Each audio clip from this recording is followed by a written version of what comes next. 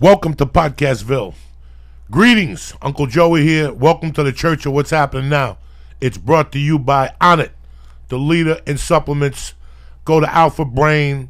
Go for the new mood, the Shroom Tech Sport, the Shroom Tech Immune. They'll all rock your fucking world. And don't even get me started on the Hemp Force Protein. Go to Onnit.com right now and press in Church. BAMO! And get 10% off delivered right to your motherfucking door. And I also want to give a shout out to Utopia peanut butter macaroon edibles. They do the trick. That's all you fucking need to know. Kick that mule, Lee.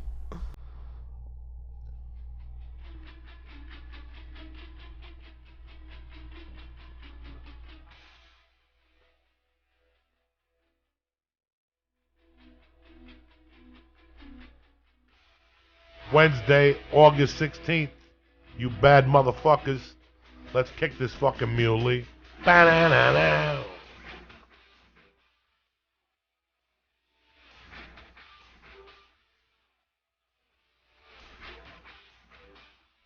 Oh shit. He looks in your eyes. Are you fucking kidding me or what?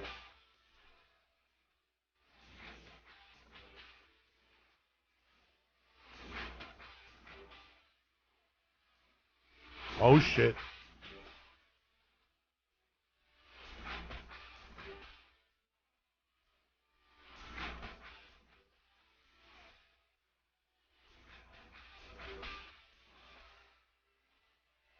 Bam, bam, wow, wow.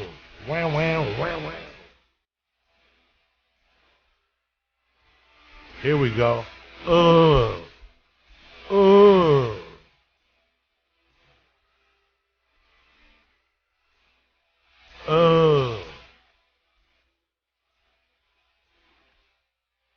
Kick it, Lee.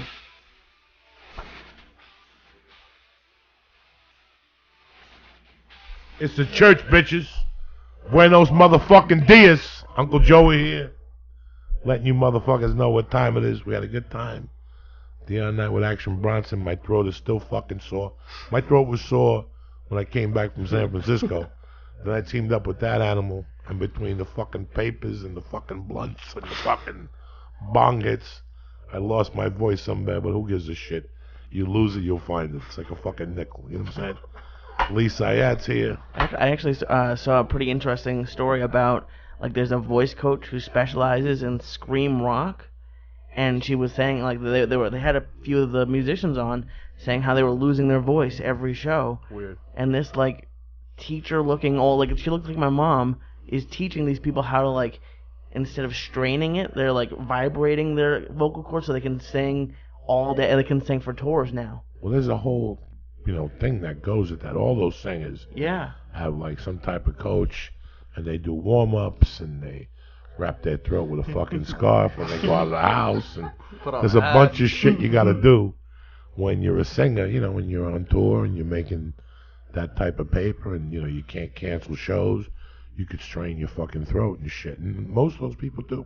Whenever I hear stuff like that, whenever they say, like, oh, there's no cure for the cold, but then there's a show or a movie and that you hear, that you can get a shot. Like, there's stuff you can do to get rid of the flu. I just don't think it's available to everyone. Like if you had a movie, don't they have special shots that will get you through it? Or I don't know, I figured. I don't know. They give you, like, vitamin D. Rene Estrada's in the house here. What's up, ladies and gentlemen? Fucking trainer over at, what's the place? Fast Twitch. Fast Twitch. Down at Blackhouse. Okay, so it's down in Huntington Beach? No, we're down in, we're right outside of the South Bay area. We're in Gardena. So right off the highway, little hidden warehouse. It's a pro-only facility, so we got all our UFC guys, Bellator. Anderson's in there too from time to time, still stopping his head in there. But, man, we're building up a dope team. We got our whole Under Armour facility there in the back, so we're making everything, man, back to what it used to be, building up a team, man, and not paying people to be there, bro. Everybody who works there works their ass off. It's a whole team. Like, it's a whole different thing we're trying to do. We're trying to build, like, the first real pro MMA team to where everybody's, like, contributing and not just, paying people to be there or just bringing in their own training partners. Like, no, we have our each coaches. We have our wrestling coach. We have our Muay Thai coach, and then we have me doing strength and conditioning. So it's like how many strength and conditioning guys do they have? just me right now. Just you Just right me now. running the show right now. And how many guys do you work with a day? A day, fighters, anywhere from 5 to 12 of our guys. We sponsor our guys. We take care of them. We work with some guys individually, and then we're open to the public as far as like regular clients, so executive clients. I'm training some of the USC football guys, things like that. So it's the strength and conditioning is open to everyone, and then the whole MMA side is our pro only team. So it's not like we have classes going on or anything like that. So it's pretty secluded. It's cool, man, because there's some cool stuff that goes on there that you don't necessarily see at other gyms. You know what I mean? Like even today, man, just the type of shit that's going on when those animals throw down. You got Jouban, Kevin Casey, Tony Ferguson, all those motherfuckers in there. So Is it hard for a fighter to get a camp? If there's like a young up and coming fighter right now, how do you get into a camp? exactly. So that's the thing. We have we have an amateur program too, where people, man, like we make it affordable for people, man. We make it, like $100-$150 a month. They come in, they wrestle, they train with our guys, not during our pro session, but like when our guys come in 3 o'clock in the afternoon, they work with our coaches, and then they develop up. But even our pro fighters, we have it so that we're giving them everything. They get taken care of strength training. They get taken care of on the mats. We have therapy for them too. So we get all that shit taken care of, fight contracts, all that stuff. So You have an acupuncturist down there. We do. Now, somebody comes to you and they said, I just want to work out. What's the difference between getting in shape and strength and conditioning? I mean, there's a big difference. Just the way that we look at things, we look at the individual. It's not just like, oh, I'm training a football player, I'm training somebody like yourself. So what we do is we put somebody through an evaluation. We get all their measurements, all their biomeasurements, all that stuff, and then we have them go through a session. We see where they're strong, where they're weak, what their goals are. Like, what are you actually trying to do? Are you trying to be, an NFL top lineman? Are you trying to be a pitcher throwing 95 miles an hour? Or are you just a regular executive client that you want to train at 6 in the morning and you have your own thing going on? So, like, we take what the individual wants and what are the actual, like, data of what's going on with their body and whatnot, and adjusting it to the person. So we take data-driven shit and put it towards the actual program. So it's not like, oh, this person's doing that same. They're not fitting into the fast twitch program. I always knew so that it worked like that, but let's pretend I'm. Let me see. I'm trying to find an example for you. Let's pretend I'm George Masvidal, and I'm fighting Johnny Jiu-Jitsu. What's his name? Damian Maia. Yep. Okay. You're gonna look at him. You're gonna look at Maia's strengths. You're going to look at his weaknesses, and you're going to look at Maia's weaknesses and try to strengthen George's. Yeah, so especially for individual fighters, for like a camp, for a specific type scenario like that, especially for some guys training for the combine, shit like that, like, yeah, we get it specifically for that. So, like, if we know Maia's going to be more on the jiu-jitsu, more stuff, so we're going to be doing, like, bear crawls with weighted vests, pushing the sled more things, dragging him out, putting him in more of those situations that they're going to be dealing with in the actual fight. If we know, so I just wanted to ask you the difference for between sure. working out and strength and conditioning. Last year I used to go to Hegan 2 years ago, and he had a brown belt there, and he'd say, come work with me at this gym. Just so happened that the fucking gym was, what's his name's gym? The guy from the UFC, the little bald-headed dude, he does the football too. Yeah, he does football too, college football. He's from Jersey. Sweetheart of a guy. He owns the gym with the old linebacker from the Chicago Bears. Urlacher? Yeah. Oh, sure, okay. So it's Brian Urlacher, and it's a sideline announcer from the NFL on Fox. And he's a little bald-headed guy on fucking, you guys don't know, especially you don't know what I'm talking about. He does the UFC with, like, on Saturdays, he sits with them, and he's a little chubby, bald, with a mustache and shit. I forget what the fuck. I'm looking him up before I shoot myself. I don't watch that much TV, bro. So that's the one thing. I watch Jay Glazer. Jay Glazer. Unbreakable. Unbreakable. Okay, yeah, I know who they are. That's where he did his jiu-jitsu things. The guy was cool. And then one day he told me he was broke and he wanted to borrow $2,000 and he gave me. Come on, bro. It was a scam. Then the other day I go up there to work out with him. He brings me a contract for me to sign to join Unbreakable for like $300 a month. I'm like, dog, you told me to come up here and fuck around with you when Hegan didn't show up, and now you want me to. I mean, it was just fucking crazy. But I was watching what they were doing, and it fucking blew my mind. Like they had the dude from the Giants in there. Odell Beckham was in there. and I was watching, like, as I was getting dressed, making believe it was real slow, because fat people take a long time to get dressed and shit. It takes me like 10 minutes to put my belt around my waist and shit. In the beginning, when I'm not cold, when I'm cold and I got to throw it around, I can't reach. At the end of the class, I can throw my hand all the way around. Just put your belt on before you put the pants on. Put it on the pants. That's what I don't put it through when you're standing up. That's like a torture chamber. Jiu-jitsu. Oh, jiu-jitsu belt. Yeah. Okay. I thought you were talking about your jeans belt. What the fuck is wrong with you? So when I'm cold, I can't wrap my arm around my shoulder. Once I get warm at the end of class, you got to see me. I'm like a fucking octopus. But I would go in there and I'd watch what they do, and it was pretty mind-boggling. Like how much, in the 80s, I had a friend of mine that was a strength and conditioning coach for the Olympics. And I watched what they were doing. In the 80s, they were doing great stuff. But everybody was kind of doing the same thing. Yeah. So if I came into the gym, you came into the gym, and Becky came into the gym, the workout was on the wall. Yeah. It wasn't really specialized. There's still a lot of places like that, man. You'd be surprised. And now it's evolved like so much. I turned Lee on to this guy, Dave. Oh. That was fucking great, bro. I miss it. He was a great dude. The kettlebell. Oh, that's when you guys were doing the kettlebells. He was a fireman, awesome. And he nice. He just really, and I believe, I'm like you. Listen, I like the guys that go to Boston College and take kinesiology, and they do the other thing that you study for. Sports management. No, the other one. Exercise science. Where you have to walk downstairs and see a cadaver for breakfast. Exercise science, kinesiology. And that's all great, shit, bro. Yeah. That's all great. But I like the guy that did it. I've always been one of those guys. I like the school book guy. When I first met Lee, the first thing I said to him was, we were shooting something. I go, Lee, whatever you learned at Emerson College, throw it away, because I don't want it around here.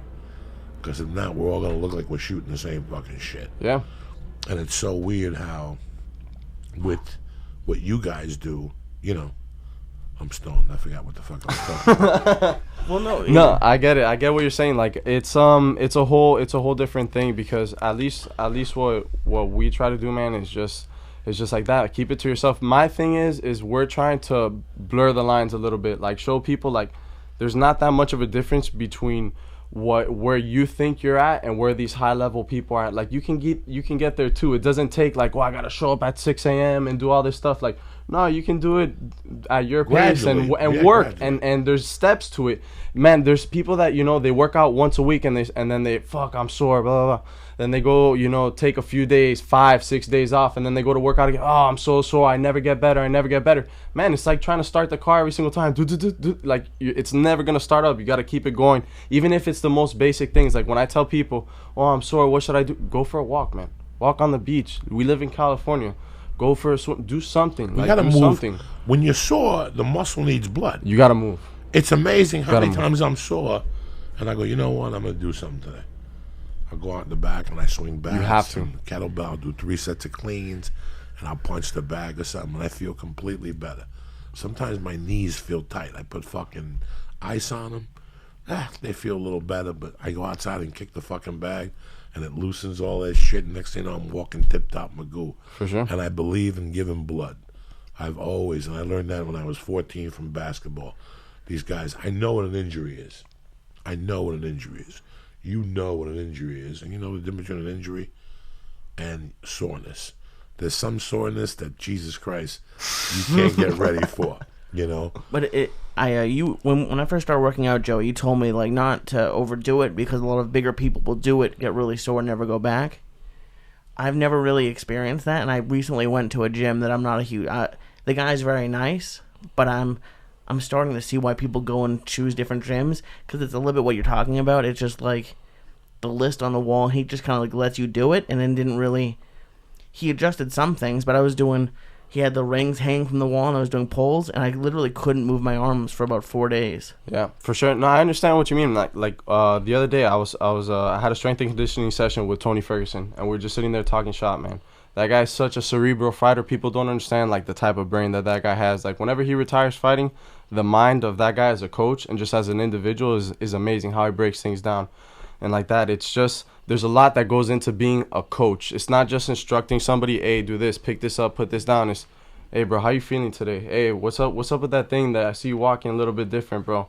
Oh, I see you arguing with your kids, whatever. It could be any little thing, and you just break that person down the same way you would for anything else, and all of a sudden their shoulders relax. They're telling you about all these different things that they might have not told you about before. Then they're relaxing. Then they're actually doing what you're telling them. Then they're thinking about what they're doing, and it's a whole process, man. Especially you want somebody to get better and like showing up to you every day and like showing up 6 in the morning, whatever it is. There's a whole process, calling people and just saying, hey, man, how you doing, bro? I saw you did this at this event, whatever. Especially now that we have social media and half the people that are on their phones all the time, there's no excuse for you to say, no, I didn't see that, or not even just, just comment, say something to somebody, and just like it changes their whole mentality and attitude about coming to you, and then they actually, listen to what you're saying. When you see the results, it's like, oh shit, it's got to be fun for people. Yeah. I used to walk that park. When I used to drop my wife off, I would walk that park in the mornings. And I would see 3 or 4 personal trainers. And it's what Lee was just saying. I'm a fucking trainer. Lee comes into me with a fucking group on. I take a look at Lee. I know he's not Joe Muscular. If I walk in there, you don't look at me and go, he's not Joe Muscular.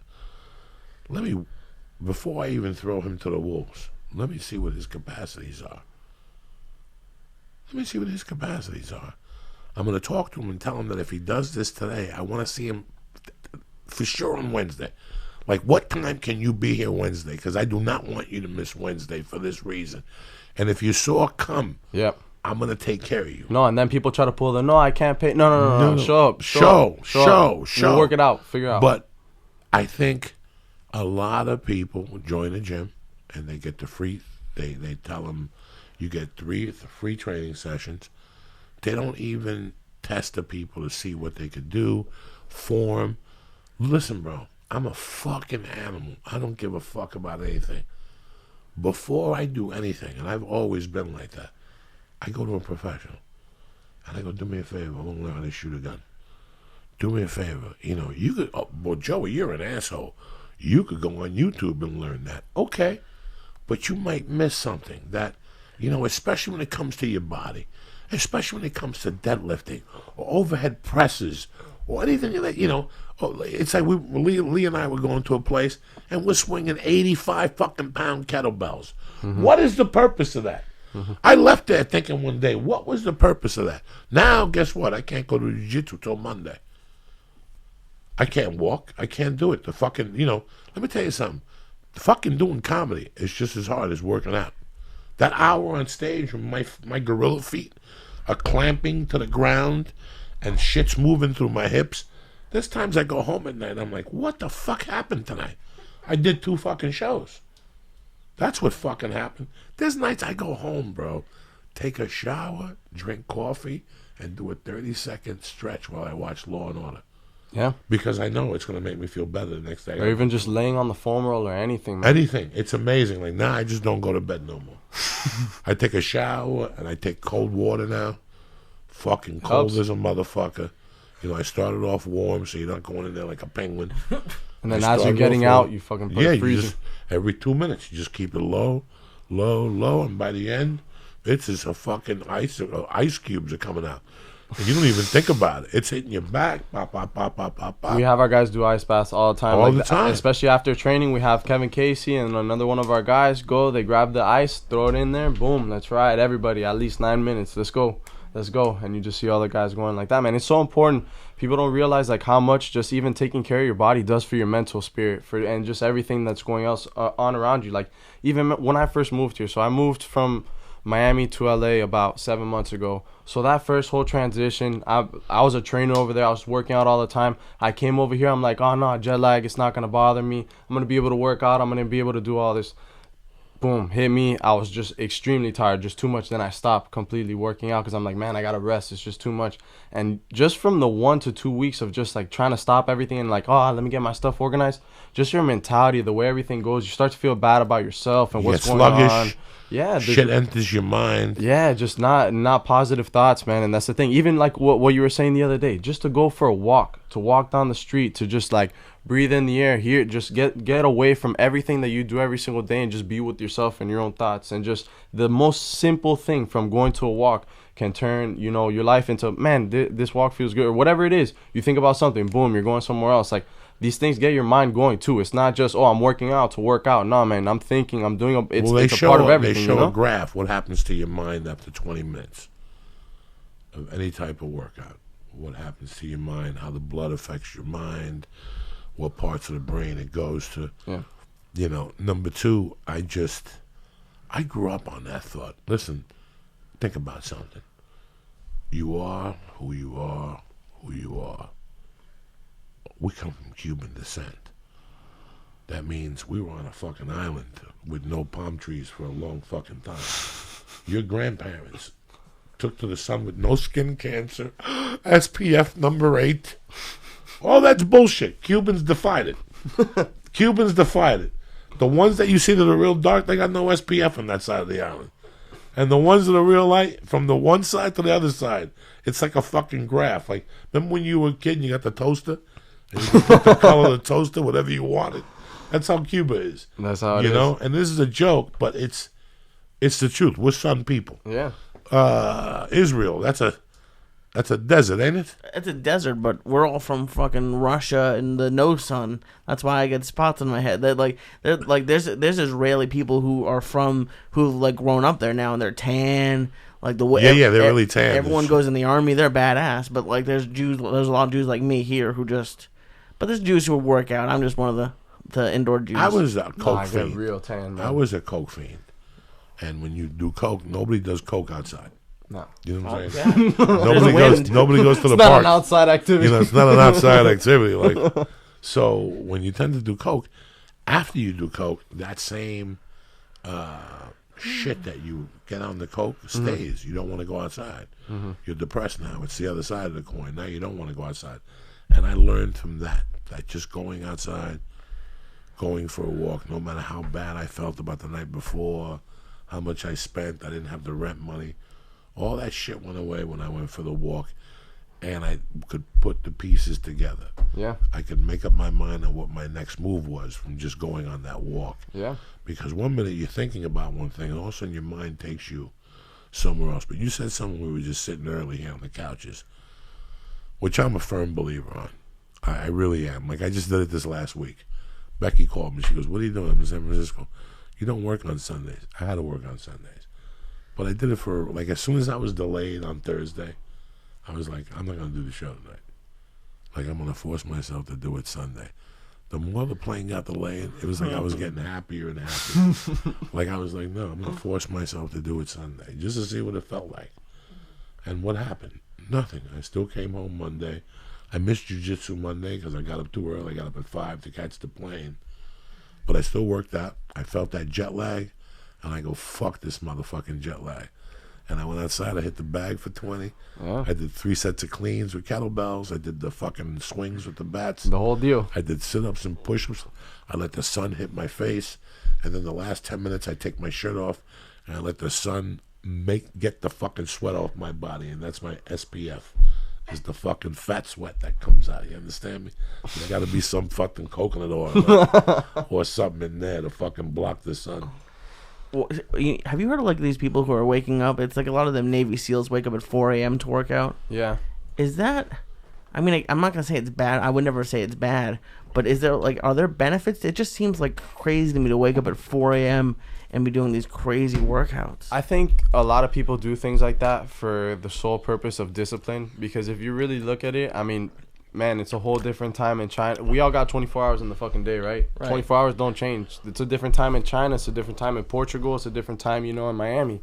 There's still fucking 24 hours. You can work out whenever you want. It's like, it's just giving yourself the actual breaks in between. And that's another thing. People don't focus on rest, man.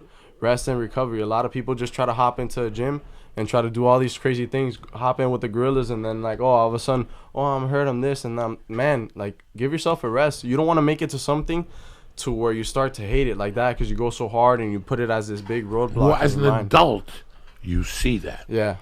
As a 20-year-old child or a 25-year-old child, you do not see those things. Yeah. I see it ever since I joined Alberto Crane. I've been there for like 18 months. I see people come in, and I would giggle. They would look at me and go, "You only come 2 or 3 times a week?" That's it. I go on the road, man. And I'm old. It takes me a little harder to recover.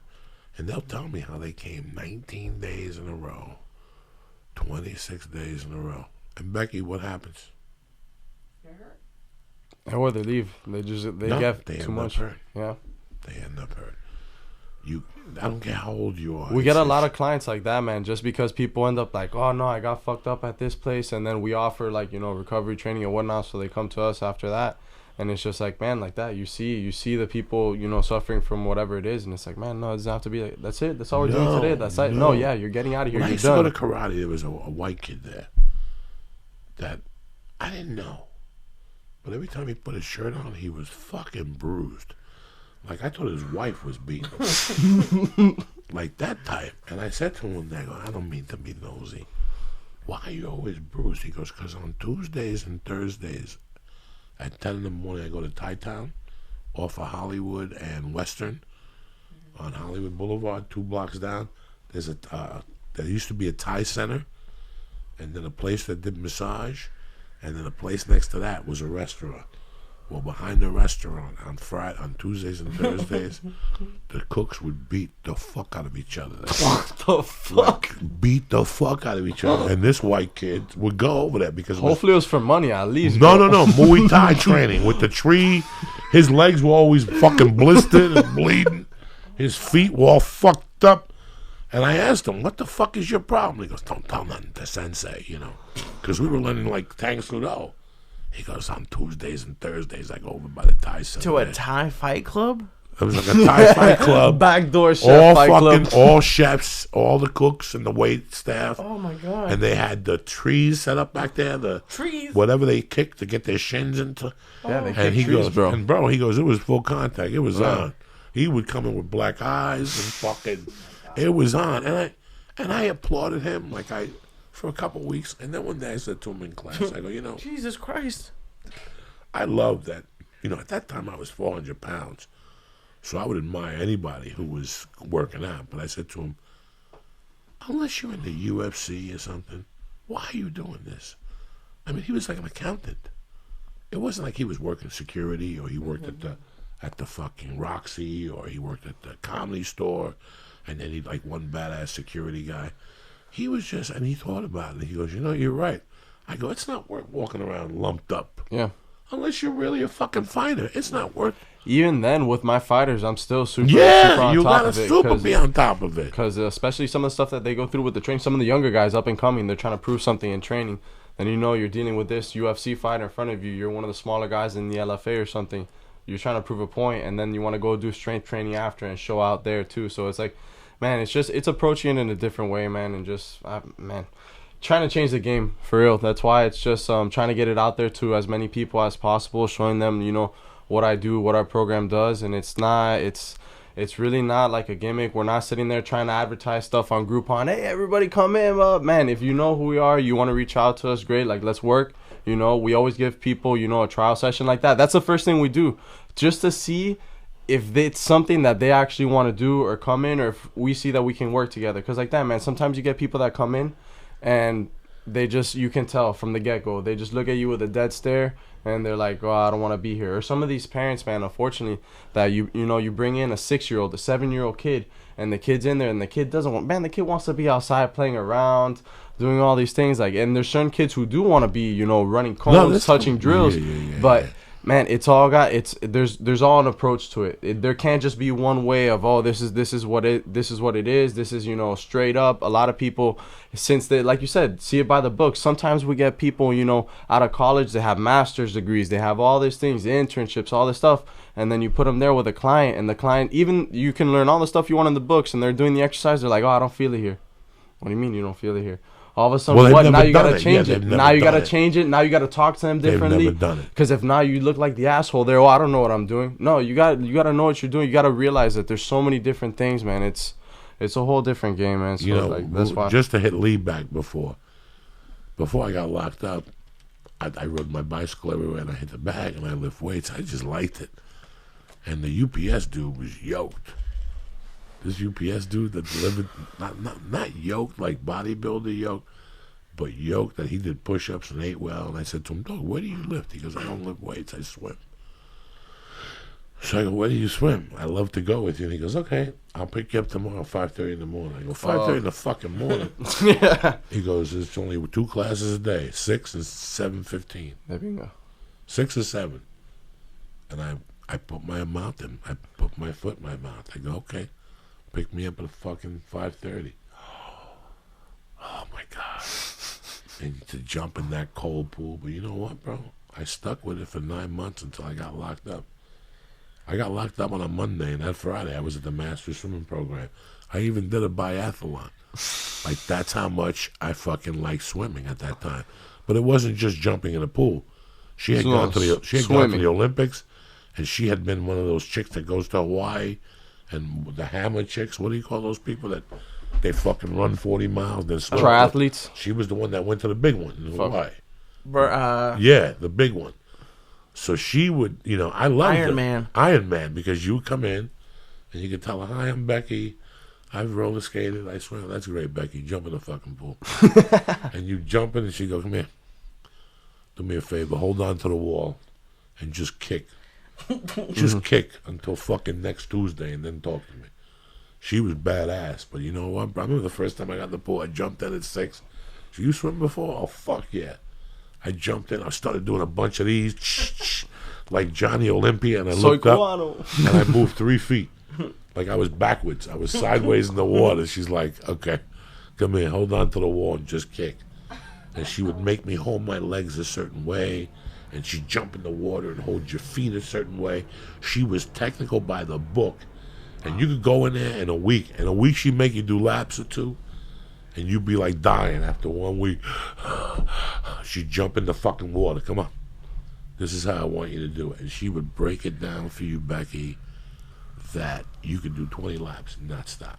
She was a fucking genius, bro. I never saw anything like that. No wasted movements. No wasted movement. Perfect breathing. Your way your head turns to relax your muscles in your neck. I mean, she would hold you. The details. And then she would, after 3 or 4 weeks, she'd go, okay, I want you to come Mondays, Thursdays, and Saturdays. Why? I could only come Wednesdays because Thursday I want to put you up against this other guy. Because, I mean, she was fucking brilliant. But to get back to what you said, Lee, let me tell you something. Today, in my world today, I wish I could go to Coach Joey on Wednesdays and Mondays. Coach Joey at Alberto Cranes is creating killers over there on Fridays. Yeah, I've seen him. Those 3 days, he's creating killers over there. I can't do it. I need time now when I wake up. In the old days, let me tell you something, Lee. There ain't nothing like waking up.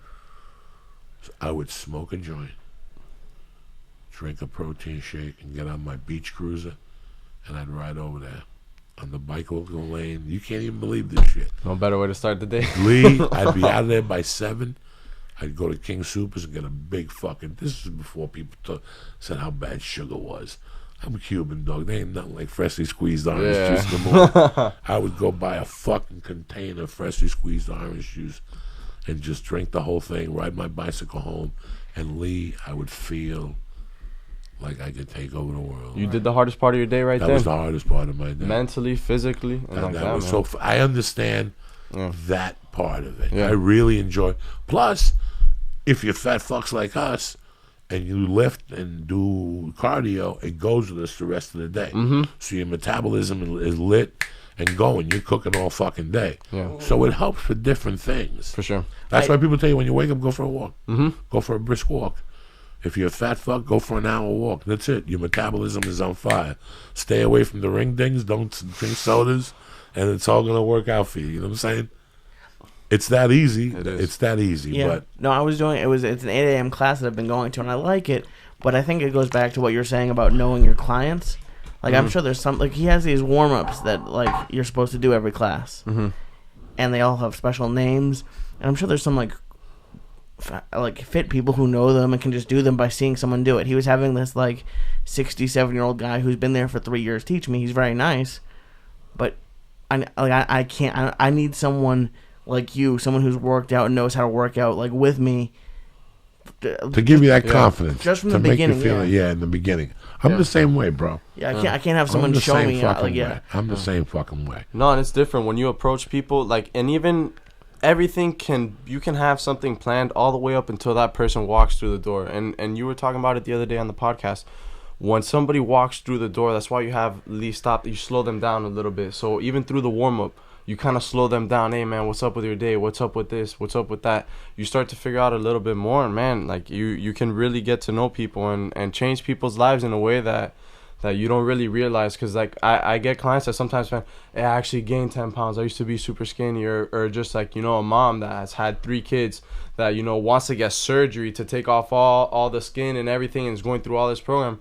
And now, you know, I have women that are going in there losing 10, 15 pounds and like taking pictures, and it's way different to tell somebody that you're just like, this is just the way I am. I'm not drinking any fucking protein, like any teas, fit teas. I'm not taking this pill. Like, nah, man, it's just like my life. Coming to the gym and I'm just fucking showing up. doing it. Yeah, like that, man. And people don't realize like how much that plays into it. And well, people quit before anything happens. Yeah. That's the number one problem with our country. That, you know, you go to any type of martial art, you go to any type of gym, and if they look at the percentages, you know, these gyms, when you go in there and you sign up for the year, that dick gets hard. When you go into fucking 24 hour, any of these places, or when you do that 3-year program, yeah, that dick gets hard. Didn't you say one of our friends had like a 7-year plan somewhere? Yeah, they got beat, and then they went no, because when you buy them, when you buy the memberships, they go, do you travel? And you're like, I don't know, sometimes. Okay, well, for an extra $200, you can work out at any 24-hour fitness in the country. She went to New York, walked in, they almost called the cops on her. She came back, and she couldn't get her money back. You know, they have different fucking things. That's funny. Yeah. Bro, there used to be a guy on Wilshire. He's still there. Okay, Wilshire and Fairfax. You make a right. And you go down there. There's a guy there that you walk in. Smoke comes out of the office. When he comes out, he's a little chinito. He's a little Chinese guy or whatever. And he'll come out and he'll train you in Taekwondo. But the first thing he'll look at you and he'll go, you want to be black belt? And you're like, yes. And he's like, I make you black belt in 3.5 years with my accelerated program. Only for you I do. Give me 15,000. Bro, there was a girl in my building on Schrader that gave him 15,000. I believe it. For 3 years. Unfortunately, out here in LA, I believe it, man. You tell me shit like that, I believe it. 15,000 a year?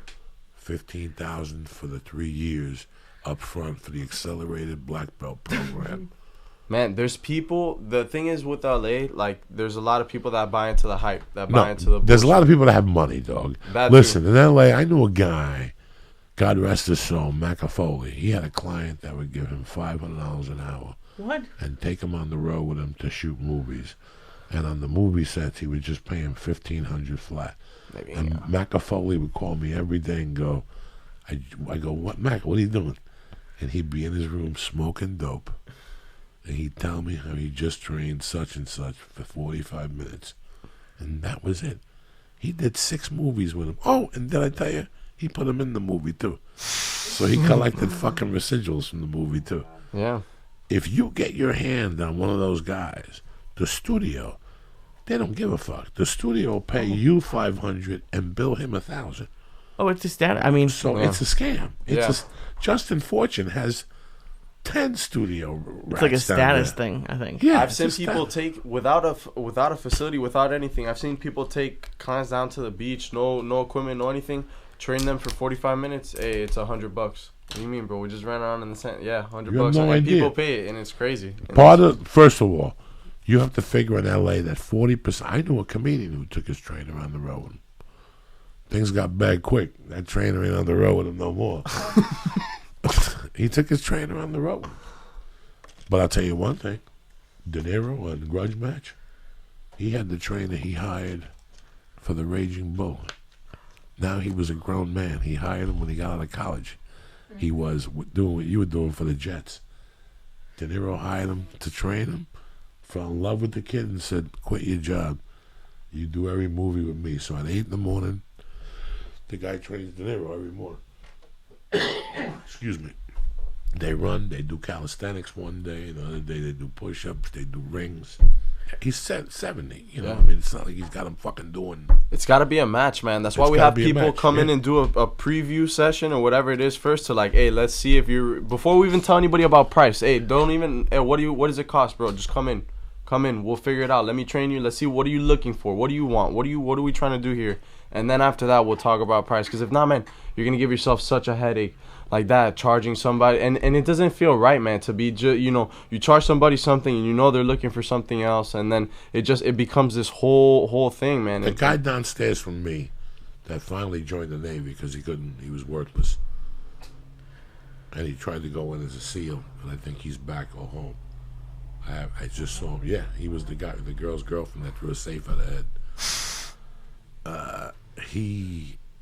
That was his gig. He was just juiced up. He was a good-looking juice. He looked like the guy from Sons of Anarchy, but only on juice. Not the blonde, good-looking one. The bald Puerto Rican kid. Oh. What's his name? The guy with the... Yeah, with the lightning rods in his head. He looked just like him, only huge. And that guy, I would see what he was doing with people. And I go, what the fuck is he doing? You know, and that's why he ran out of clients, because he would run them the first day, like fucking run them like bulls. Like, you know, so you got a fat chick that weighs 200 pounds. You can't run her like a bull. You run her a little bit, you stretch her out, talk to her about a diet, and tell her you'll see her Wednesday at 10, and then you just build her up little by little. But if that chick gets sore, see, half these people don't want to get sore anymore. Yeah. See, once you go into that type of clientele, if you make them sore, that's not good. Yeah. They just want to do enough to tell their friends. I kickboxed with Rene today. Oh my God, I love Rene. Rene Exalt, he's Cuban, and my God, we kicked. He was so great. And Rene, just for that, they'll give you the deuce in Hollywood. Up here in Hollywood, these fucking actors, and they go crazy. Like I was telling the story the other day, Justin Fortune, the actor that kept coming in, and Fortune put him with somebody. Finally, he said, "Fuck that. I want to box with you." Oh shit! So Justin Fortune started working with him, but Justin Fortune told him it's $400 an hour. So it bingo. So it was $400 an hour. Yeah. The dude would come in 2 hours a day. Yeah. And one day he told Justin, "Put me in the fucking ring against one of your pros." And Justin goes, "Bro, you're an actor, bro. This is bullshit. You know, I just have you throw jabs into the air to make you feel good about yourself. Don't get confused. Oh, shit." The dude went in there, he never came back. Of course. And that's what happens. Yeah. But Justin knew. Justin goes, I had him for a fucking year. Give me $800 a day. What do I give a fuck? Who gives a fuck? He's somewhere else paying some other jerk off $1,000 now, not to hit him. You see what I'm saying? It's so fucking weird. Life is fucking weird, bro. Yeah. It's like when you bartend. Me and Lee were talking about this one time. You know, your friend hooks you up. You always have that friend that's the hookup, right? And you go in there, and then one day he comes to you and goes, "Bro, I can't hook you up no more. The owner's wife is here." What do? You're like, "Fuck this punk." You cross the street and you actually pay full price for the drinks across the street. This guy just wants you to give him a 20. That's it, because you've been drinking there for 8 years for free, like an animal. You know what I'm saying? Eating and shit, bumming cigarettes. Finally, he says to you, "Bro, at least throw me a 20," and you get insulted across the street and pay full price and shit. Well, you know, I've known a lot of personal trainers with different types of experiences, and it's so weird how the guys that I knew that were still successful are the guys that were athletes, former athletes that had a kinesiology degree or whatever the fuck they had from playing in college, and now they figured how to put it all together, you know. But I believe you guys, like you were saying that you play baseball. So if I come to you tomorrow and go, "Let me tell you something, bro, my fastball's 88. How long would it take me to get to 94?" Which is a pretty not a bad goal. No, considering that I'm coming to you at 88. It's an achievable I'm goal. 24 years it's old, for real. and that's just mechanics. Legitimate. That's a little bit of mechanics. You work with me on mechanics. We do some fucking.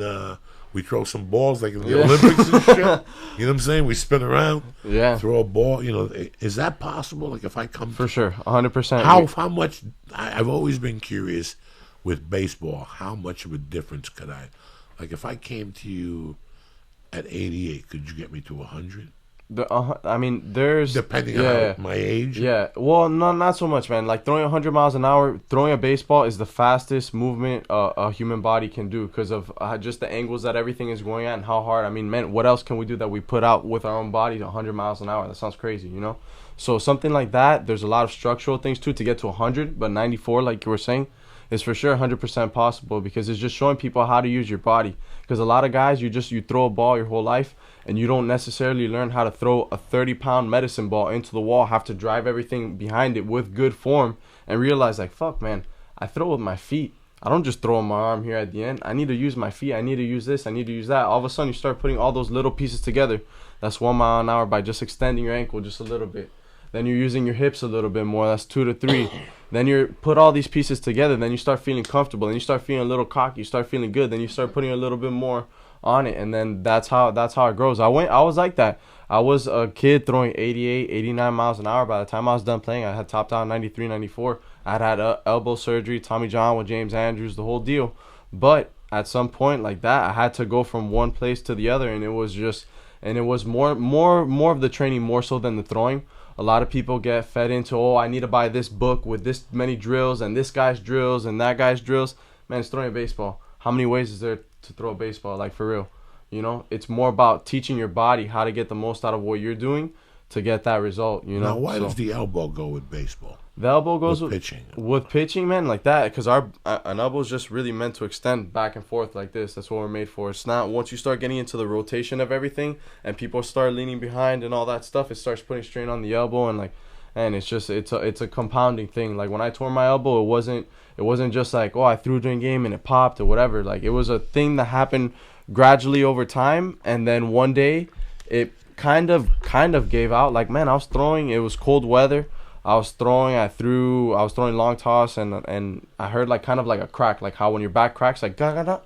And I was like, man, that felt kind of weird. And then I threw the next one and it didn't feel that good, but I still was 88 to 90 that day. So I'm like, bro, nothing wrong. And then I go somewhere else to another visit the next week, and I was throwing 85, 86, and I'm like, fuck, man, my elbow's kind of sore. What's wrong? And then all of a sudden, next thing you know, I go I pitched the whole year like that with torn elbow, trying to rehab it because people tell you, oh, it's tendonitis, it's this, it's that. So I did everything to try not to get surgery. And then I went to James Andrews, and man, that guy's the best in the world. He's the one who did Drew Brees' shoulder. He does everybody. Yeah, Mariano Rivera, all those guys. You always hear him on SportsCenter. He's like the Tommy John. Yeah. He always that's pretty. So you were doing that in college? Yeah. So that was my freshman year of college that I got my elbow surgery. How do you pay? Like, do you have to pay for that? My school paid for it because okay, thank God. I got injured at school, so that's how it was. And they picked that doctor? Well, no, we picked that doctor. Somehow, some way, you know how it is. When you know the right people, hey, I gotta move. No, he can't go to the doctor because this and that. All of a sudden, next thing you know, I go up to James Andrews. Cost me $15 to see the best doctor in the world. Like that, the guy comes in, grabs your elbow, does a bunch of things. He doesn't even look at the report. He says, man, he's got about like a 40% tear. He's got like 3 other doctors there just watching you, just writing shit down, looking at him, looking at you, writing shit down. He opens up the paper, 45% tear, boom. Next thing you know, we're there the next day in surgery at his facility. He even brought my parents into the room to watch the surgery, like on the screen and everything. Opened up my elbow and like that, man. I saw him. He wanted me back 2 weeks later, and I was there with Sam Bradford and another one of the NFL guys, just there chilling like that, just hanging out. And it's just me getting my thing done. So it's cool, man. It's a cool experience, like what we were talking about earlier, like just where sports takes you and all the different experiences you see. And sometimes you need to go through like those bad times to kind of like push you to those points, because if not, man, when everything's just nice and breezy, like you don't get pushed anywhere. Sometimes when people don't have that motivation to go and they're just comfortable in their thing, like sometimes you got to get put in a shitty situation like that to get everything taken away from you. I thought I was going to college, all this shit, scholarship, LSU, all this stuff. Next thing you know, your elbow goes. What now? Like, what are you going to do? You're going to sit there and cry? You're going to like, you got to figure something out. And it's not to be, like that, like to the extreme of waking up at 4 a.m. But like what we were talking about, like my thing for me that would get me over everything was just going for a jog at night. At night, everything's just dark. You're there with your own thoughts. You're thinking. Let me ask you something. You made a pretty interesting statement. Mm-hmm. You said that pitching is what? Is the only thing you could do with your whole body. That quickest. The quickest. That's fucking crazy. Yeah. throwing a fastball like that 100 miles an hour is the fastest thing a human body part can move like What that. about those things they throw in the Olympics? The javelin, very Javelin, similar. that's Yeah, very but they're similar. a little bit heavier, so like that. The same thing with the football. Right, it slows right. your arm down. So it actually, it's safer to throw football than it is a baseball because your arm's not going through the speed that it would be in a short amount of time. Because think about it, as soon as you let it go, you got to decelerate and slow your arm down.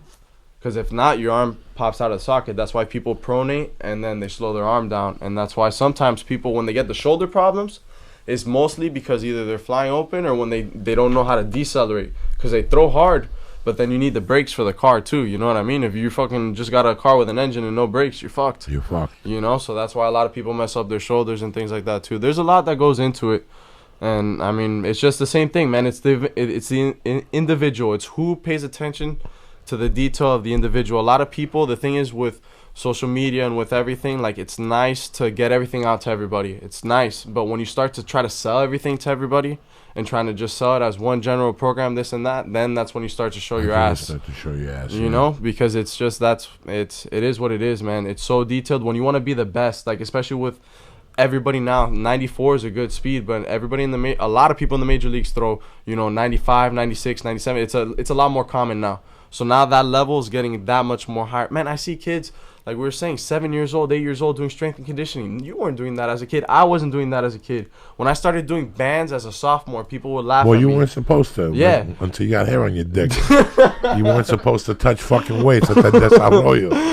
You're not supposed to touch your weight till you get a couple hairs on your dick. Then you can lift weights and shit like that. I had to hide weights. My mom wouldn't let me lift. She's like, wait till you fucking get hair on your dick. Then you can lift weights because... So I had to take those sliding doors. Mm-hmm. You like when you ever take like a wooden sliding door, you go like that, a closet. If you take that and put it on 2 chairs, you got a bench. There you go. So that's a Puerto Rican bench right there. I got myself some dumbbells and I would do the fucking things downstairs and hide them.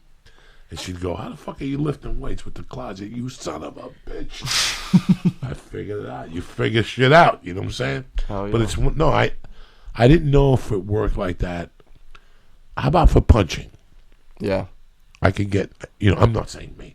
I'm saying a fighter could punch harder with a training regimen. 100%. Same Really? thing. You're learning to drive through your whole body. There's one thing just tapping somebody and then driving through somebody. And then being able to do it consistently too. It's great if you can do it for the first round.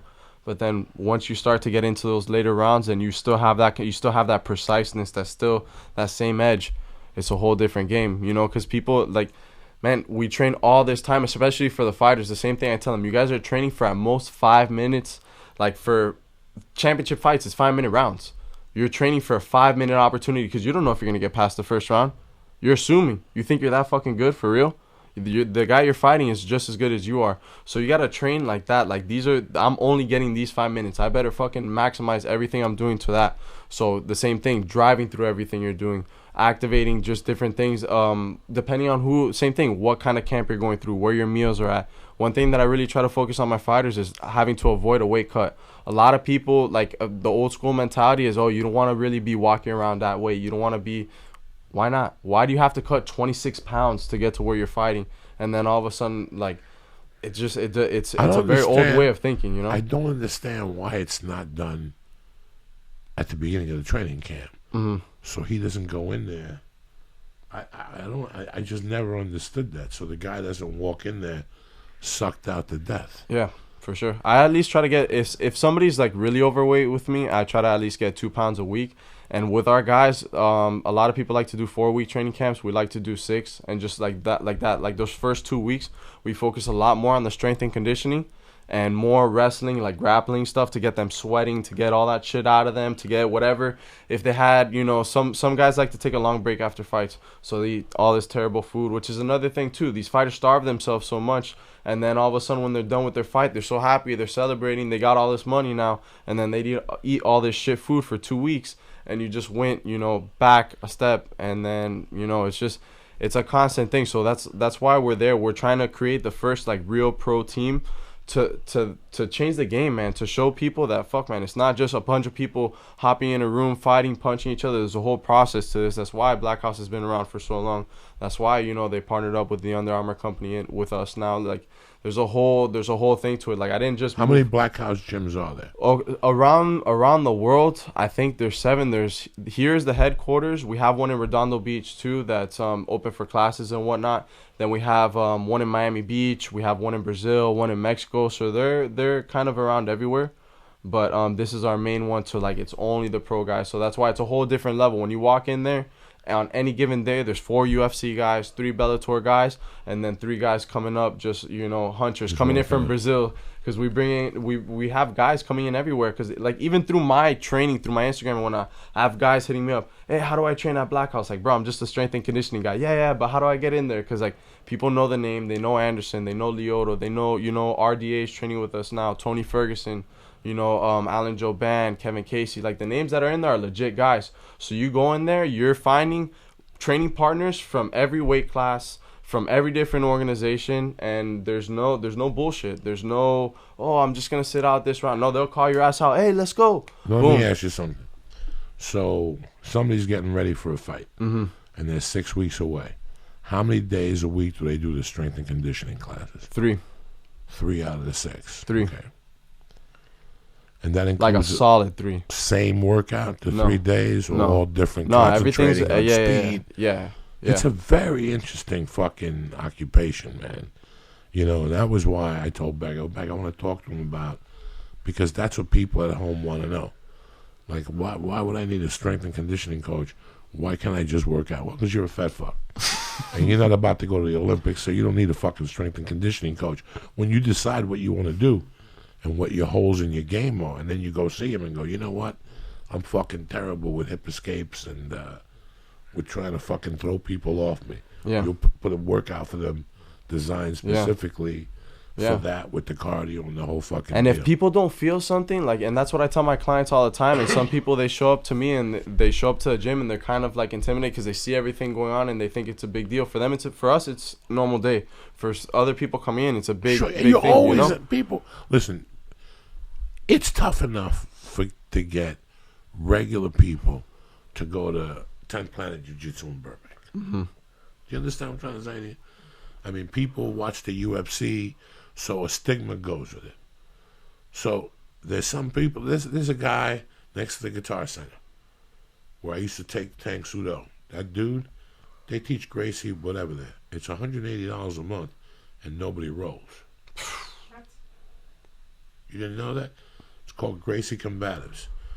You get real hard at doing, you get really good at doing an arm bar in practice and the technique and stuff, but you're not allowed to roll. They don't roll over there on Sunset.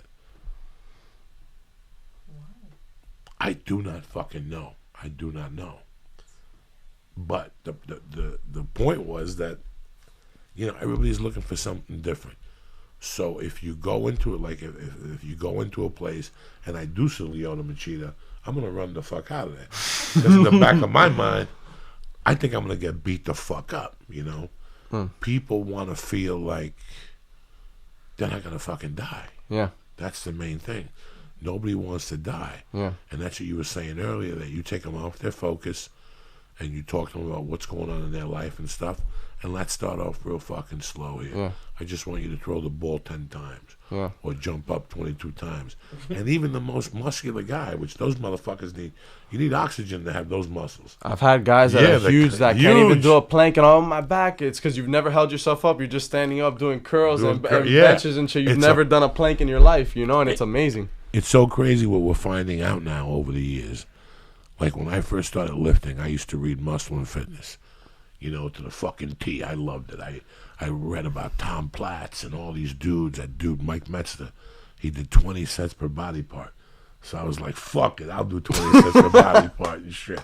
And that's exactly what I did. I loved it. And I fucking, but it was, I worked myself up into it. The people I lifted with knew a little bit about it. Mm-hmm. And then I met more people. And then the dudes I moved to Colorado with were not strength and conditioning dudes. Those dudes that do fucking deadlifts with cars, and they pick up strongman training. Strongmen, those two dudes, both the brothers. Mm-hmm. We built racks downstairs, and it was fucking crazy. But I remember that they would bring like muscle-bound dudes over, and the muscle-bound dudes couldn't even move the bar And these guys were doing it all. It was just technique. Yeah. Back, whether it's jiu-jitsu, lifting weights. Yeah. When I was a kid, I used to go to Joe Namath football camp. First thing they did to you at Joe Namath football camp, after you dropped your fucking clothes off, was you went out there and you did the 40. And they timed you. But you're like, why am I doing the fucking 40? Well, every day before breakfast is a 30-minute workout. And all they did was extend your legs. Kick out like you're a fucking Nazi. Like you're one of those Russians that do that shit. The Gulov dance. That's all you did back I think then. that's a soup. I don't know. I don't fucking know. You know when you do this? Hey. Da, da, da, hey. Da, da, da, hey. And you kick your legs out. That's how you had to run. Like, look at me, Lee. Okay. So you got to run like this. Right. So you have to kick your leg out, and you stretched, and you did something else. At the end of the week, you go, you ready? Do the 40. Beep. And all of a sudden they tell you what your speed was, and you're like, what happened? And the guy goes, we broke down your mechanics, and we reprogrammed you. You just picked up 2 seconds on your time or some shit. Yeah, whatever it is. Because it was all mechanics. It's all... You ever see the Agostino's wife run? No. Watch the Agostino's wife run. She's Russian. She runs perfectly. On point. You look at her and you go, oh, shit. That's what you're supposed to look like. Not like these fucking people running, killing themselves. Because in Russia, they teach you how to march. They teach you how to walk. They teach you how to fucking run. They teach you how to do all that shit when you're a kid so there's no misunderstandings. You know what I'm saying? They teach you the fucking basics. Bro, when you see her, it's a thing of beauty. In Vegas one time, I went to the gym, and she was in the gym working out because D'Agostino's a comedian. And she came with him, and she was just running. He tells me, like, she'll get up at 4 and run 12 miles. So when you see her form, like, and I lived in Boulder. I've seen all those people run. I've never seen anybody run like D'Agostino's wife.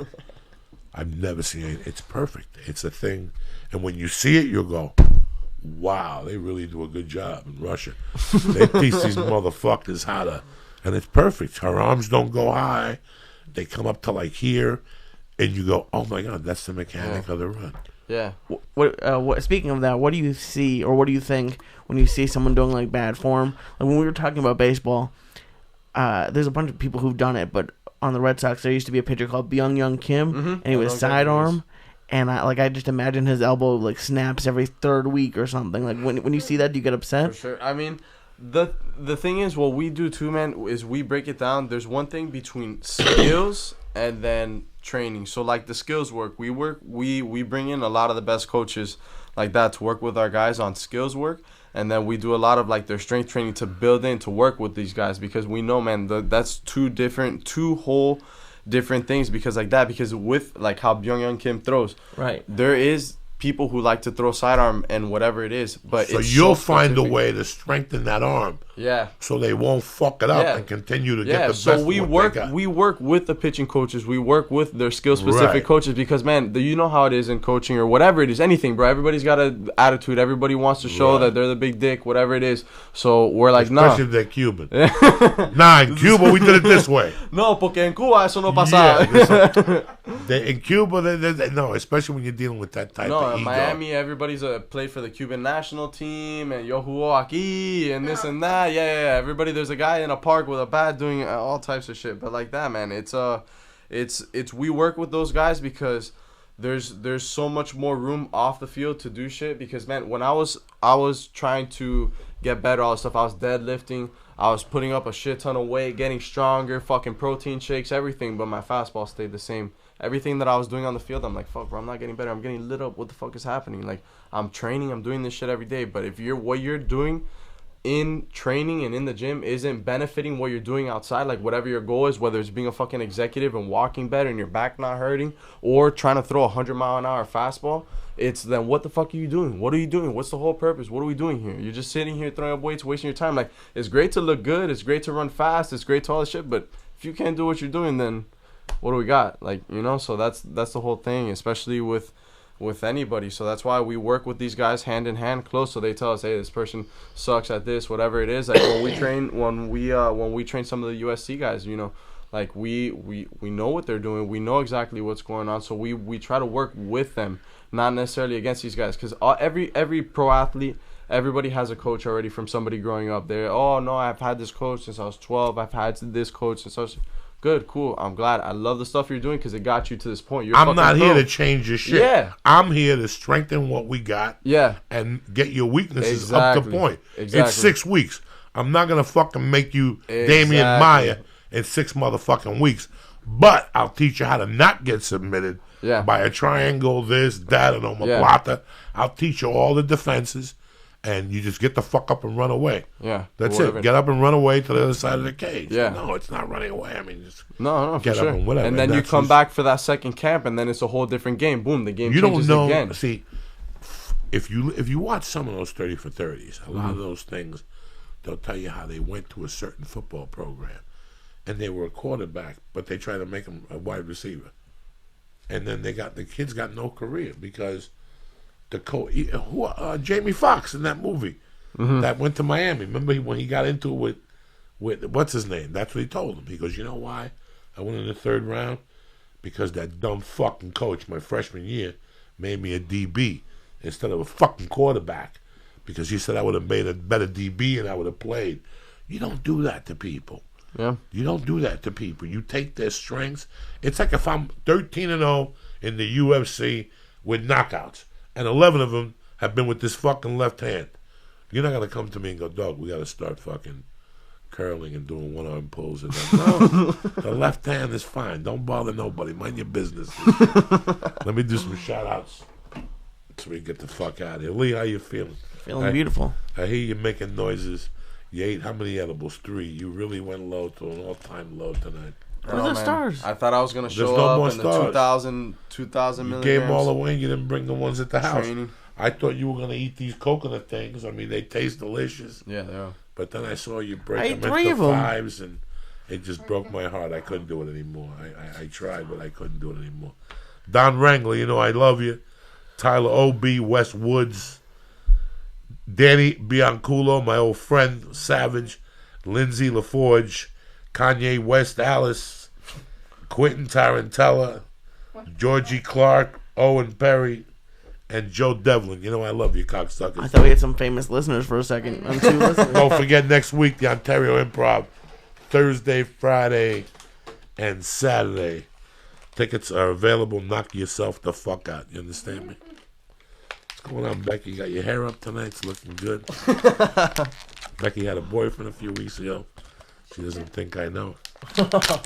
They tied her up and shit. They did a lot of nasty things to her, but she looks good. That's all that matters. It's crazy. How are your legs doing, Becky? Are they? You got some you sun go on tanning? those fucking things? You got some sun on those goddamn things? Yes. Did the edible hit you? A little bit. Yes, it did. It's funny, like we were talking about earlier, how all the Cubans end up finding each other, especially out here in LA, man. It's crazy how it is, how life takes you places, man. Like how I met Becky, like through a mutual friend, and all of a sudden, man, hey, maybe I might move out here, and boom, all of a sudden we're friends, and then oh, well, I know you're Cuban, all this stuff, and it's just like, man, how we always end up finding each other, because there's not that many Cubans spread out. There's a lot of us, but we're in, like, in concentrated areas like that, like, you know, it's funny how life works, man. You're gonna be really surprised. You know, we were talking about people who don't leave their neighborhoods, and I got nothing against you. People like if you know, I grew up with 1,000 people who go to Florida once a year and Atlantic City the other side of the year, and that's what they've done for the last 40 years, and that's what they're gonna do till they die, guys. They don't want to go out to California. There's a lot of crazy people out there, and Yeah. all those wackadoos out there. People walking around naked. My nephew told me there was people walking around naked, and how, you know. Are you scared of earthquakes? People Yeah. hit me with that. I'm like, come on, You know, bro. it's kind of weird. I'm scared of But in real life, you'd be very surprised what happens when you do go out of your comfort zone. You pick up your bags and you give life a try. And that's what people have never realized. I didn't realize at an early age. The cops were looking for me, so I went to Sarasota, Florida, and I met 15 people. And of the 15 people, 9 of them offered me jobs, and 3 of them offered me places to live. Wow. And if you move here, you could go to this beach with us on Saturdays. You know, nothing happens, again, till you leave the couch. Yeah. If you want to stay on the couch, you're never going to meet nobody. Nothing's going to happen. you know, when you put those wheels in motion, you know, you might meet somebody who mugs you. You might say, fucking, I'm going to take a bus out to California with the last $8,000 I got. I'm going to get an apartment. Joey told me there's an apartment by his house. You can land on a fucking Saturday. I'm out of town. I can't pick you up. You're down in Union Square. You get mugged. You know, you get like a hit in the head. And all of a sudden some chick walks by and takes you to a house and makes you... You never know what could happen until something happens. For sure. And then you see the beauty of people and what's really out there. Yeah. You know, what the fuck is really out there? And what do you really have to lose, man? Just by making a decision, like the smallest thing, just by saying what's up to somebody and just like, man, the smallest... It's crazy how many people don't talk. Fucking know, yeah, bro. 100%. You know, when I left New York City, I went to Colorado and people would say good morning to me. Monsters. Are you fucking crazy? People wave at you driving. People would wave and say good morning. I would go in that apartment and yell at my roommates, what the fuck are these people crazy? Saying good morning to me, what are you fucking retarded? What do they think No, I am? it was a different thing. It throws you off. It would throw me off. It would. It really would, man. I was from New York and people don't talk to each other in the morning. They just look at the floor and walk straight ahead. Now people are making eye contact, going, good morning. How's your day going? What the fuck do you care? I don't even know you. What the fuck is your business? Bro, and in Colorado, they used to hit... When I first moved to Basalt in 1983, you know, I was raised, you don't get a nobody's car. And when I was 14, 15, one time, I got somebody's car. He felt my dick, then got the door open, and I ran out like a little girl. He did. I had a basketball between my legs. And he asked me if I like playing basketball. When he went to hit the basketball, he purposely let his hand slip. And he touched my dick. I was 14. There was 22 feet of snow. And then God was in the fucking car because the door mysteriously opened. And I ran out.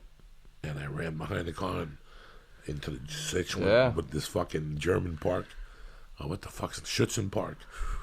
And he made a U-turn and went in there looking for me. Come back. Yeah. But I was going to report him. People I just are crazy, ran away, man. I said, I'll never get into nobody's car. Well, here I am 5 years later. If you're walking on Route 82 from Glenwood Springs to Aspen, people will pull over and ask you, hey, how far are you going? And you're like, fuck you. I'd be like, fuck you, fucking pervert. And then one day a woman picked me up. And that, you want to ride? I was like, oh, shit. And at that time, HBO's big show was The Hitchhiker. It came on at night about a good-looking hitchhiker that could go out and women would pick him up. Then he'd take him back to this fucking log cabin and he'd fuck him and shit. They wouldn't show his dick or her pussy. They'd just show her on the fucking bed going like this and him looking at her like... Then they'd show him like eating peanuts, and the next day he'd be hitchhiking again. Back at it again. Look it up, Lee. Look up The Hitchhiker on HBO, circa 1980. See if they have the. Wait till you see this. So that was just you going around Colorado? No, I didn't say that. I said that when the woman picked me up that day. That's what I thought of, the fucking hitchhiker. Listen, another time my car blew up in Nebraska, Ogallala, Nebraska. The fucking the frame broke. I got a pimple right outside my ass cheek that is so fucking itchy. There's no head on it. I don't even know if it's a pimple. It could be like a fucking, like a bite or something. A bite. Then, one time I was in Ogallala, Nebraska, and I'm fucking, the frame broke on the car. I was coming back from Michigan. The fucking frame broke. I got 2 flat tires. One after the other. Bah! And then the other tire. Bah! So I figured out the frame broke. He kept rubbing against the tires and make them blow up. So fucking this chick pulls over. Oh my God, didn't have a bra on, but just a shirt. You could see the sun. You could see her little baby titties. She had no shoes on, and she had armpit hair, which sent me over the top. I'm like, this lady's an animal. She'll let me kill her, and she'll leave me money for killing her. What is that? Scroll down. There it is, right there. Which one? 10 years ago. You see your intro, The Hitchhiker. Up, there you go. You just said there. Fucking Malouk. See? There's The Hitchhiker. Look at the intro. See? Do I fucking bullshit you motherfuckers? I'm always dropping knowledge on you. Look at him with a jacket. That was Uncle Joey. Just that day. Slinging dick. Walking No. around, the mountains of No, nobody. That day that woman stopped, I was so excited. What woman's gonna get it today? I thought she was gonna lick my nuts. And the one with the no bra on, she lived in a commune. But they did religious things. She kept telling me, "We'll go back to my place. No, bro. Oh, thank you. And we'll pray. Pray? No. I don't pray. I want to eat ass. I don't want to pray. We'll pray after we eat ass. I gotta get back on Listen, the you road. can't eat ass and bread. No, I could. I'll eat your ass and say a prayer at the same time. Jesus I'll Christ. say a prayer for your clit. I won't bite that motherfucker while it's just sticking out like that. Look at Becky. Becky, when was the last time somebody bit you a little He just clit? walked. How did he get up there? Did the other girl just leave him there? Oh, yeah, being you gotta torture Becky. It's Cuban night. of course, man. Look at see. So now they don't show it. See, but that was it. Oh shit. That's like a Cuban thing, man. I've always heard that, like, even growing up, you're not a man until you eat someone's ass, like No, that. Like that's the whole that's thing. what the uncles used to grab us in little. Bro, I say it on stage. The first time I heard it, What are you man, talking about? when I was about Yeah, 5, like but serious talks though. Serious when talks. I was about 5. Does that mean you're a real woman, Becky? When I was about 5, I was watching TV, and on Tuesday nights, my mother would play cards with 4 other Cuban women and one chick that was Cuban Chinese, La China. And they would play cards. Until this day, I don't remember this lady's name, Magul something. Her husband had just gotten out of jail. They would play cards on Tuesday night and stay up all night. I'll never forget, I was doing something watching TV, and my mother was on the phone, and she was bitching to my mother in front of me. Then let me tell you what that son of a bitch did to me last night. Last night, se quedó dormido mamándome la papaya. He fell asleep sucking my pussy. What kind of man died? She's talking to my mom. My mom's like, I don't even want to hear about that. You know, like that's just me. I would have thrown him out. Like my mom's like, I would have thrown him out. You fall asleep eating my pussy. I'm sitting there watching cartoons like, what the fuck are these two fucking savages talking about? I'll never forget her telling my mom that the motherfucker fell asleep. How do you fall asleep? I don't even know. I would never fall asleep eating somebody's pussy. Just sniffing that little caffeine from that monkey will keep you up for 24 hours and shit. But like that, You didn't man. know that little monkey got caffeine and gunpowder From the coffee and soda you drink? Whatever, I don't know. I'm just saying, Lee. It's a fucking joke, cocksucker. I'm just saying that. Nah, some places no joke, man. I'm telling you, like one time, I was there with a few of my buddies like that, and his dad comes in. He's like, "Hey guys, I gotta talk to you." Hey, you guys, yeah, like that straight. He goes, "You guys want a girl to ever remember you?" Bro, lick that girl's ass. I'm like, come on, bro. And he's like, no, bro, I'm being dead ass serious like that. And you're just like, bro, what the fuck? You're like 11, 12 years old. You're like, what the fuck? I told you that my fucking mom's friend gave me a little vial of Coke and told me next time my skinny girlfriend came over to put up some Coke on her pussy. I'm like, what the fuck are you talking about? And I held that Coke for like 6 months in my drawer. I put it in a drug capsule. Like I took a, what do you call those things? The cold? Alka-Seltzer? Contact. And I emptied it out and I put the Coke in it and I closed it and I put it in the back of the drawer so nobody would know. And one day my mother came in and she goes, hey man, Doctor told me something disturbing, that he gave you Coke to put on that girl's pussy. Is that true? I go, maybe. And she goes, fucking give that to me right. Is he crazy? And are you fucking crazy? So I gave my mom the little capsule with the Coke in it. It's that whole Hispanic thing, man.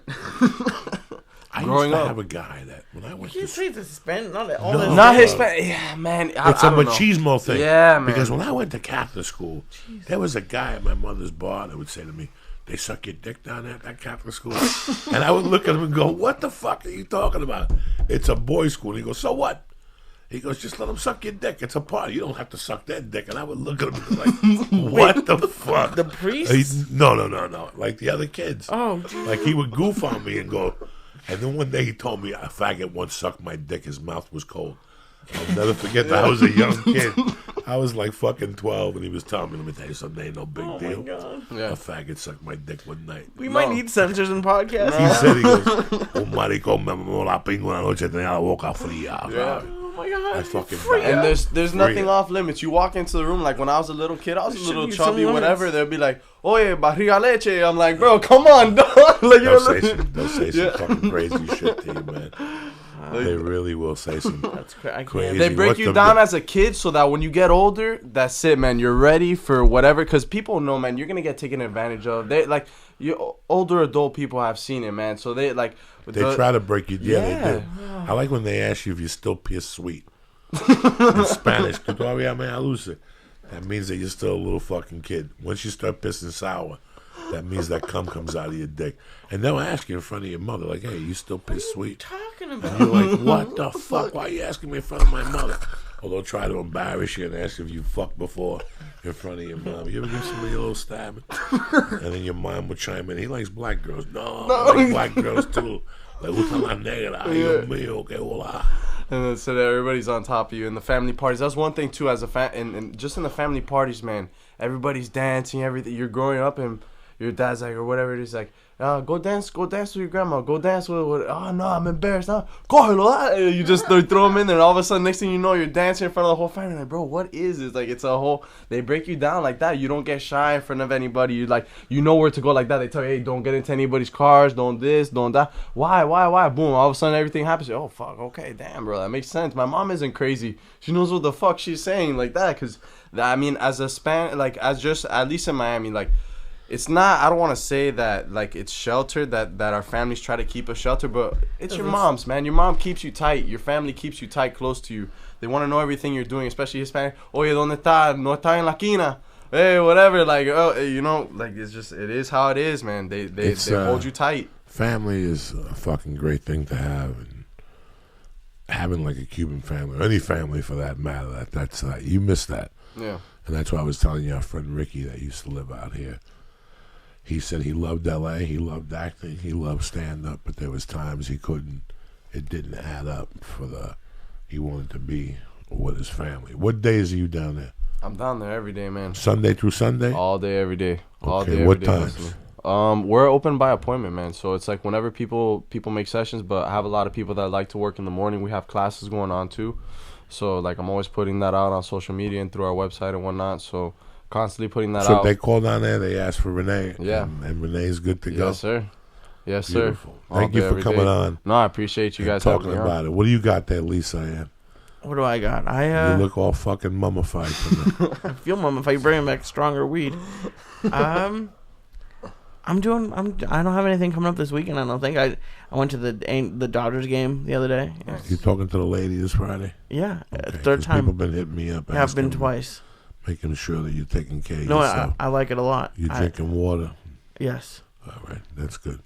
I want to thank fucking Onyx for being our sponsor, for being fucking savages, for being there with us from day one. They got the best Shroom Tech Sport. People fucking breathe for days on that shit. Me, it makes my heart pound out of my shirt. I love it.